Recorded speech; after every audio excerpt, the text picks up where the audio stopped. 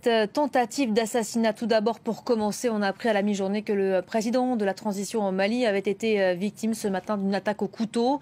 En fonction, depuis le 24 mai dernier, le colonel Assimi Goïta assistait au moment des faits au rite musulman de l'Aïd al-Adha, la fête du sacrifice. Il était à la grande mosquée de Bamako, où vous vous trouvez pour nous, Anne-Fleur Lespio. Bonjour. Le président par intérim qui, semble-t-il, va bien. Il a été immédiatement évacué. Oui, absolument. 2 personnes ont tenté ce matin de poignarder le colonel Assimi Goïta, président de la transition. Cette agression a eu lieu à la grande mosquée lors de la prière dédiée à la grande fête musulmane de la Tabaski qui célèbre ici le mouton. Alors Assimi Goïta a été agressé après la prière alors que l'imam se dirigeait vers la sortie de la mosquée pour égorger le mouton. Assimi Goïta, qui d'après la présidence n'a pas été blessé, il a immédiatement été évacué vers le palais présidentiel de Koulouba où il se trouve actuellement. Nous attendons dans les minutes à venir des précisions de la part de la présidence. Alors après les faits, la mosquée s'est rapidement vidée et d'après le contrôleur général du lieu, 2 personnes auraient été interpellées et remises à la sécurité d'État.